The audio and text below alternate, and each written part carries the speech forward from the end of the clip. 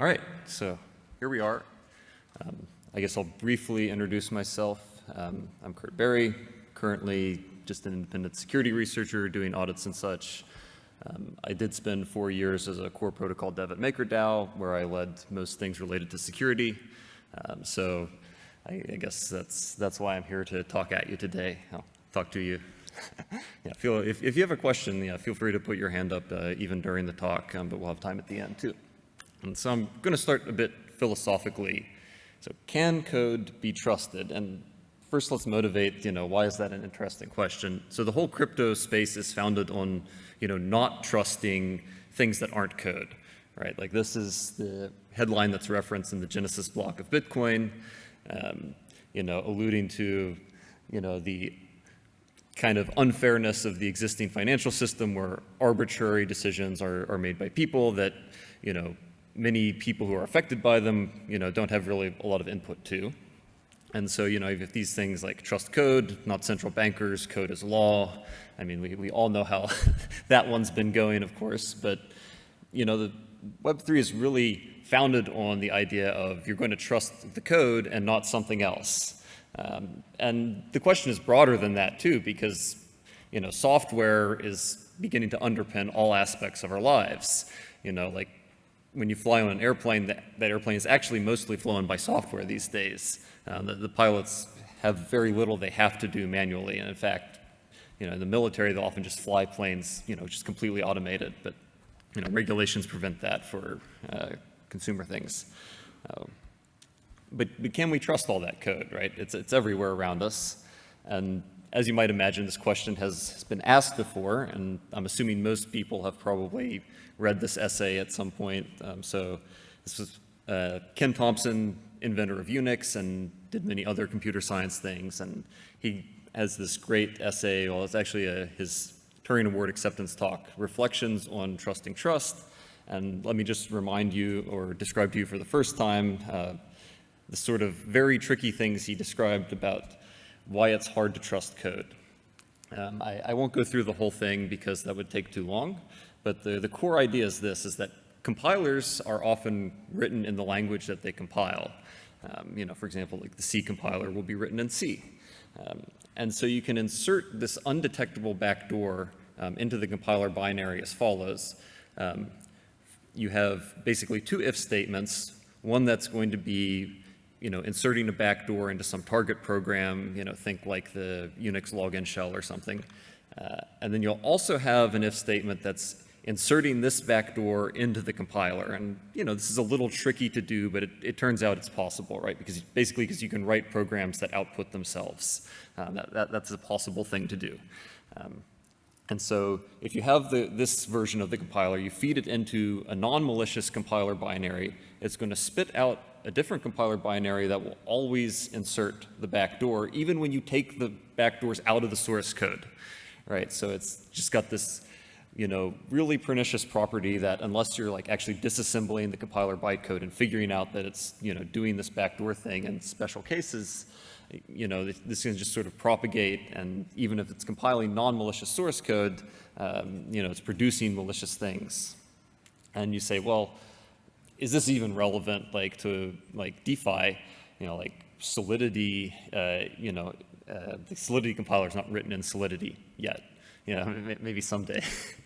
But let me just give another thing to think about. The Go compiler is actually written in Go, right? And Go Ethereum is the most common execution environment. So, right, what if your target is Geth, and then you can imagine it's like, well, when a very particular address interacts with like some smart contract system, just give them all the funds or mint that address infinite ETH. And this can be sitting out there living on the nodes, and even if you've tested, formally verified, audited, et cetera, your smart contract, the nodes could be compromised, and you can have problems in any number of other layers of the stack, right? And actually, just as a fun trivia, Ken Thompson actually was hired by Google and worked on Go, so like maybe he's decided to do his trick.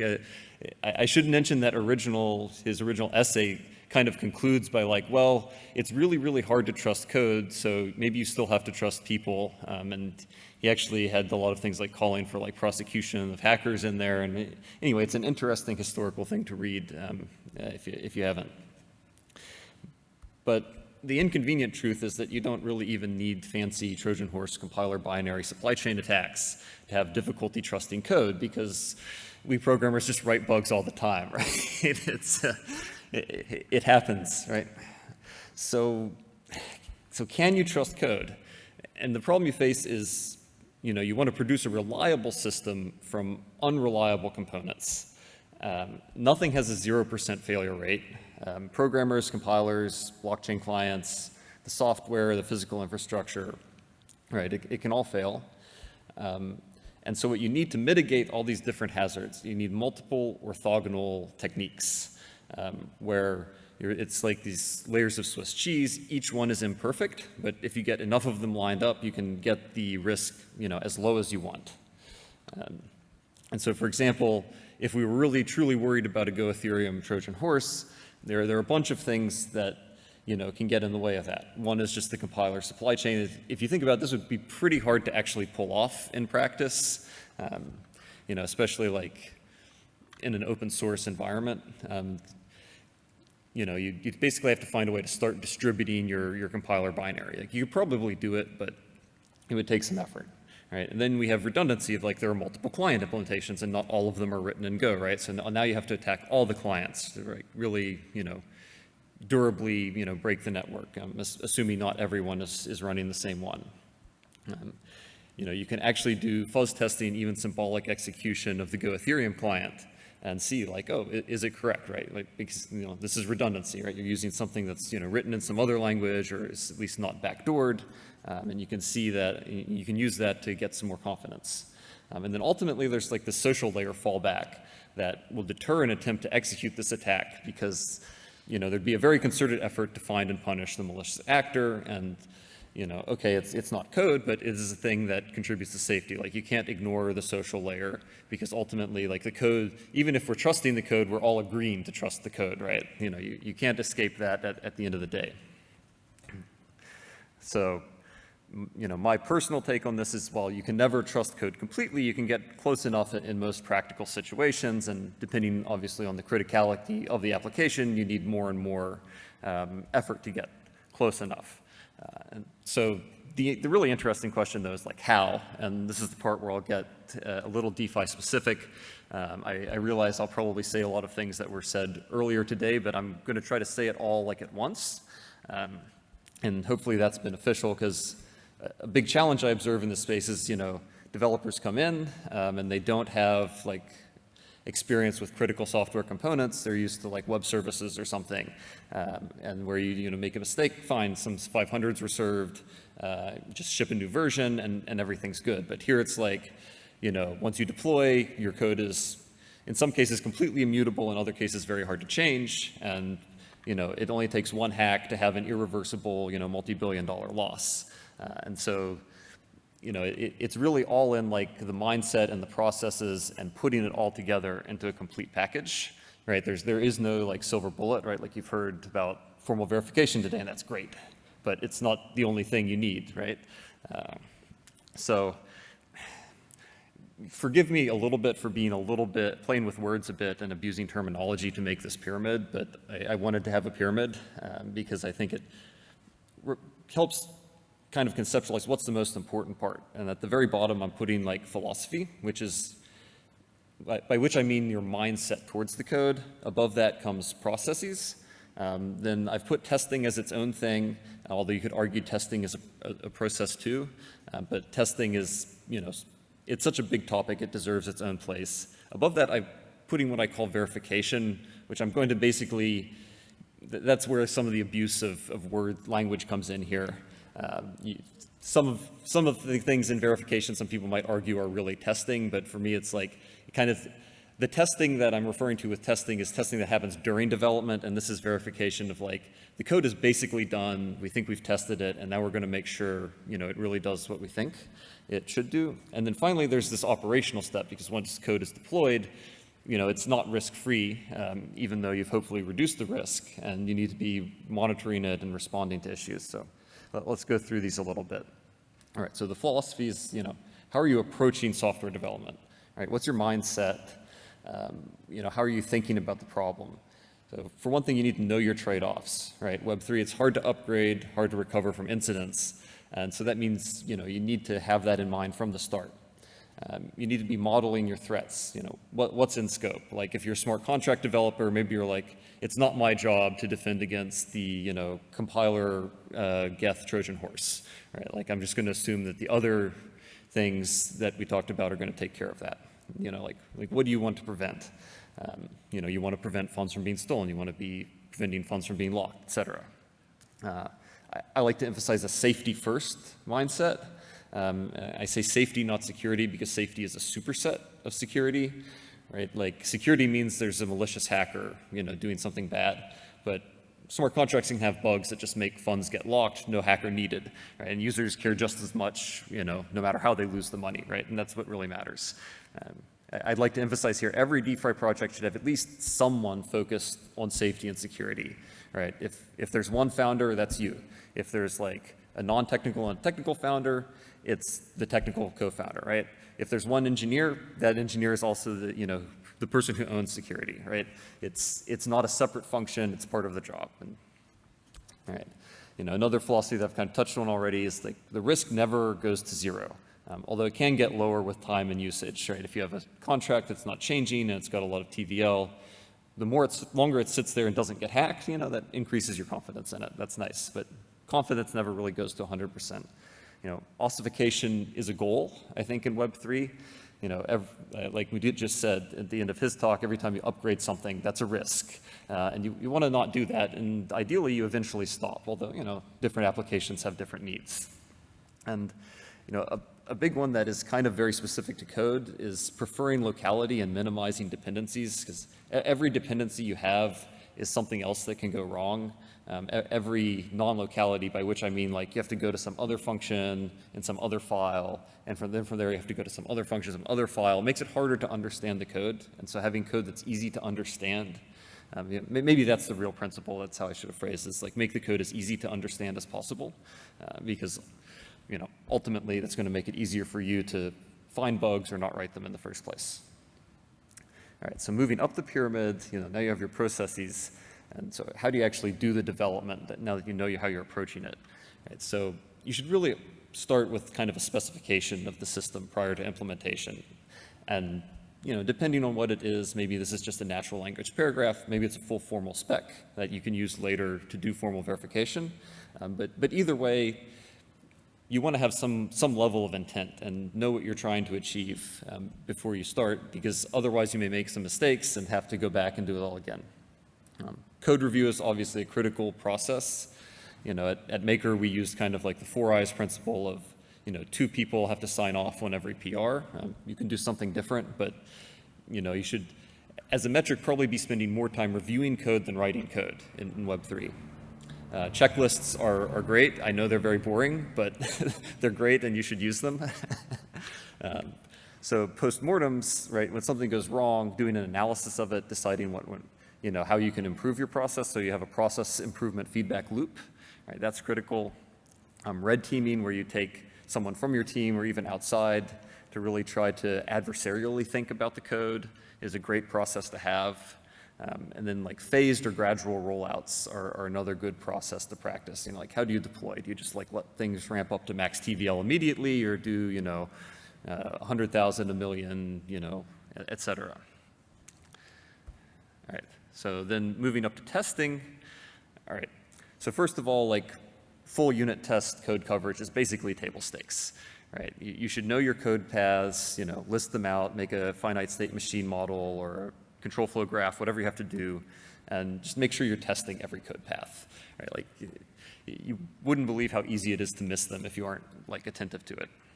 If you're integrating with deployed contracts, which is very common, all good development frameworks support RPC tests, where you can actually test the integration with the live code and even live state of the blockchain. Do that too. And then a good thing with testing is to define and test system-level properties, not just individual function behaviors. This connects to what I mentioned earlier about having a specification, right? So the specification is good. It might already spit out some properties for you to test, and then those properties can feed through into later stages of, say, formal verification. I'm including fuzzing here with testing. If you do it correctly, it's extremely powerful. And the nice thing about it is like it's tractable for pretty much anything. Sometimes if you have very, very complicated code, it'd be hard to formally verify. The tools might have timeouts or something, but fuzzing, you have to be smart about shaping the inputs, for example, to get good results from it sometimes. But I think it's really an underutilized tool, actually, especially for like mathematical routines. Respond very well to fuzzing, and there are a lot of those in DeFi. Another thing with testing is you should just always mutate your code, maybe manually or using automation if you can, and just make sure the tests actually fail. Like, even someone like me who's been writing code for, quite a while, an embarrassing length of time, I'll write a test and then I'll go change the code and, well, the test still passes, right? If it can happen to me, it can happen to you. And if you can have automated mutation testing, like that's even better. But this is just a basic, hygiene thing. Make sure your tests actually test things. Which, relatedly, you should have code. When you have code review, code reviewers should look at the tests too. Like, don't just assume that someone wrote complete coverage. Look at the tests, see if you can think of any gaps, right? Because sometimes it might be easier to spot a gap in the tests than to actually see a mistake in the code.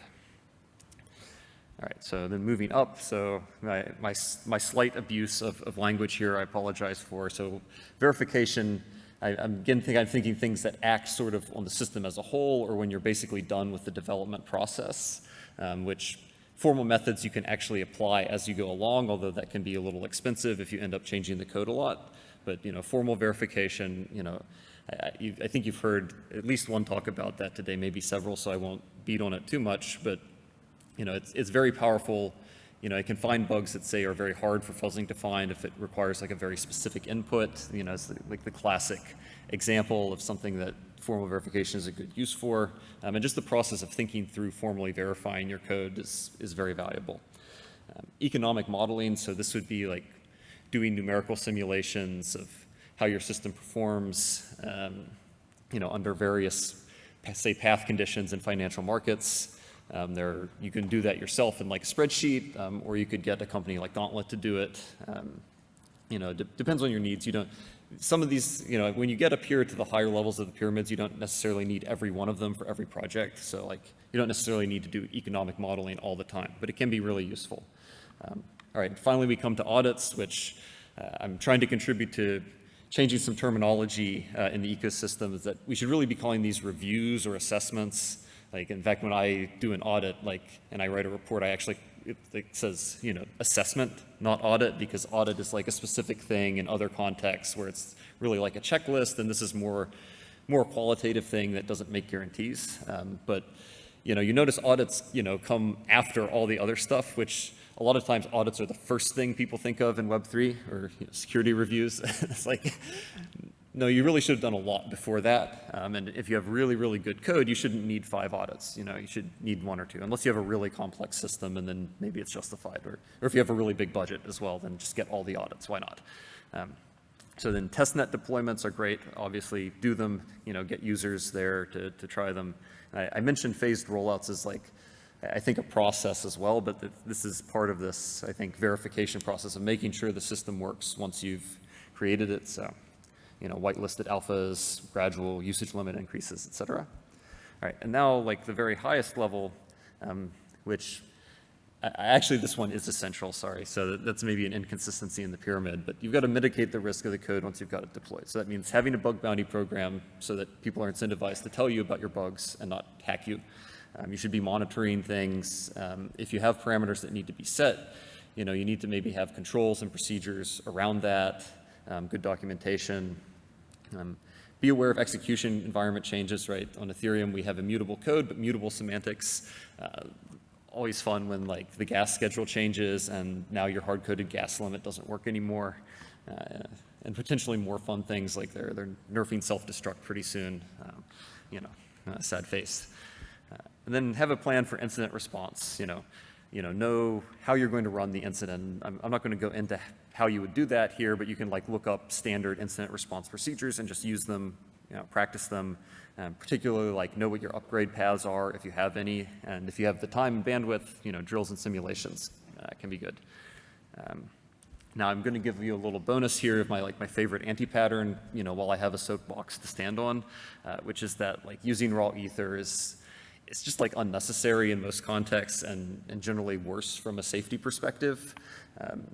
First of all, there's no reentrancy that you have to worry about with wrapped ether. And if you're also supporting like ERC20s anyway, if everything is in ERC20, you can eliminate an extra code path, which is just fewer places for bugs to hide, right? You lower your overall complexity. And you also have more composability with wrapped ether. There's no such thing as approve or transfer from for normal ether, which you do have with wrapped ether. And everything is ERC20 compatible these days. Now, what's the concern? Okay, maybe there's a bug in the WETH contract, but that's super, super unlikely. I think the WETH contract is the contract I would probably trust the most on mainnet Ethereum right now. And yeah, okay, there is gas overhead, but I think the security and safety benefits of using WETH outweigh the gas costs for most applications. Maybe the one exception is if you have a thing that's truly ETH only, and then you say, okay, well, I'm just going to put effort into getting this right. So anyway, I think that's the end. And if you have questions or whatever, now's the time.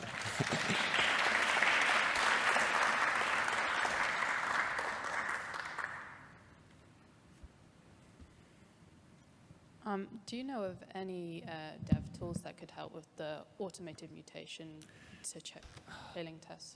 Not off the top of my head, although someone was mentioning one recently. Does anyone in the audience know a mutation tool for Solidity? Back there? Sorry, I can't hear you. Gambit? Gambit from Certora. Okay, perfect. All right. Yeah, I haven't tried that out yet, so I'll have to take a test of it. Also Soma? How do you spell it? Oh, Sumo. S-U-M-O. Sumo apparently is another tool you can look up. All right, good crowdsourcing there. What's a particular upgrades?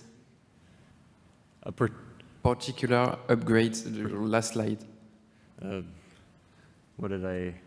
Particular upgrade. Oh, like, what do I mean by, this is maybe just a poor choice of words. I just mean like you might need to upgrade different things in your system differently. So like maybe in some cases you'd want to deploy a new contract, other cases you have like an upgradable proxy pattern, maybe other things are just not upgradable at all and you've got to like shut down or migrate your protocol. Maybe not the best choice of words there, but hopefully the context helps.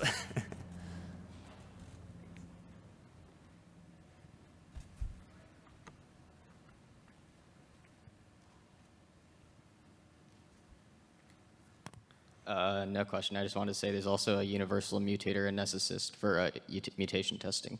So awesome. More options than I ever imagined.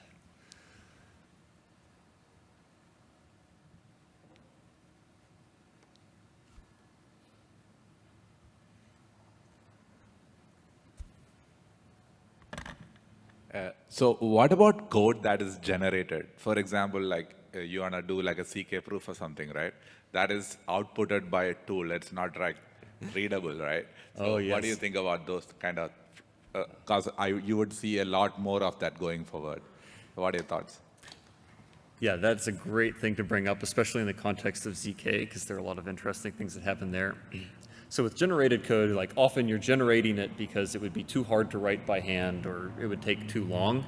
And so then it comes to be about like trusting the tool. And I think that means you need the same level of like effort to go into creating those tools that goes into creating, smart contracts, maybe even more, right? Like you need mathematicians to like check that the papers match up with the math implementation, and also that the papers were correct. But just as a side, there was one time a bug in Zcash where the programmer had perfectly implemented what was in the math paper, but there was just a typo in one of the equations, right? So you've got to be checking that, and then you've got to, like there should be a huge test suite for whatever your, circuit generator is, right? And, maybe that should be fuzzed.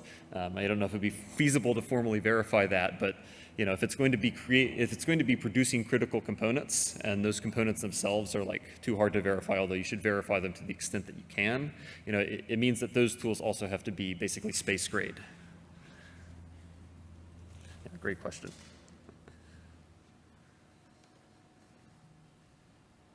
All right, yeah, if there are no more questions, I'll stop standing between you and your evening plans. Thank you very much. Thank you very much, Kurt.